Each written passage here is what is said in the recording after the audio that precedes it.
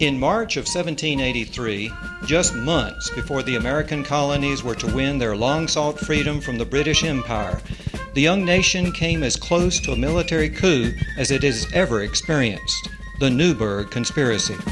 Now read the first book-length account ever written about America's moment of crisis, Dave Richards' magnificent epic, Swords in Their Hands, George Washington and the Newburgh Conspiracy.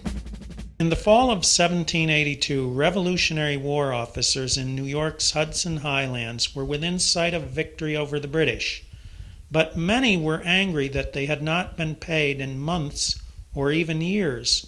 They began to fear they would never get their back pay or their promised post-war pensions.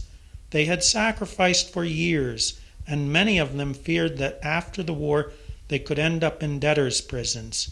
Despite promise after promise, the Continental Congress, meeting in Philadelphia, could not raise funds to pay them. Under the Articles of Confederation, Congress had no power to tax the people directly. Even in this time of crisis, two political factions remained at loggerheads. The Nationalists wanted Congress to have direct taxation authority, but their opponents insisted that only individual states should have that power. George Washington, general of all the American forces, knew how important it was for his men to get paid. He had entreated Congress. As 1783 began, and the last months of the war approached, several key Army officers, supported by some nationalist members of Congress, set in motion a desperate plot. Their plan was to terrify state legislators and their supporters in Congress into granting the national government the direct taxation authority it needed. Their idea was to suggest two alternatives. If peace arrived with the defeat of the British, and the officers' grievances still hadn't been redressed, they would march on Philadelphia itself to enforce their demands.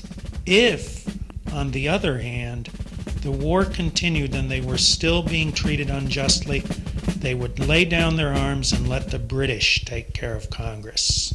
Awake! Attend your situation and redress yourselves.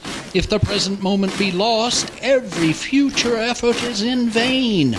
Your threats will then be as empty as your entreaties now. I would advise you, therefore, to come to some final opinion of what you can bear and what you will suffer. Your determination be in any proportion to your wrongs. Carry your appeal from the justice to the fears of government. On the Ides of March, hundreds of Washington's officers gathered at the newly built Temple of Virtue in New Windsor, New York, to agree on the first steps towards implementing their plan. They were fired up and ready for revolt. But moments before their meeting began, George Washington himself arrived on horseback and asked the presiding officer, General Horatio Gates, to allow him to address the assembly. Naturally, Gates complied, for Washington not only outranked him, but was revered by most soldiers and officers, even though that morning many of the officers in the hall made little effort to hide their anger and discomfort. Washington, far taller than most men of his era, towered over the assembly, strong in his leadership, devoted to his country, and certain of a great future for the young nation. He strode confidently to the lectern at one end of the hall. With great humility and unabashed emotion, he then proceeded to deliver what would be the most important speech of his and the new American Republic's life.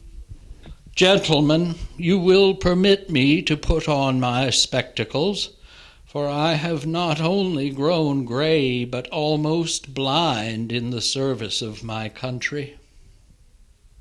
Swords in Their Hands is available at your local bookstore, at Amazon.com, or direct from the publisher at PisgaPress.com.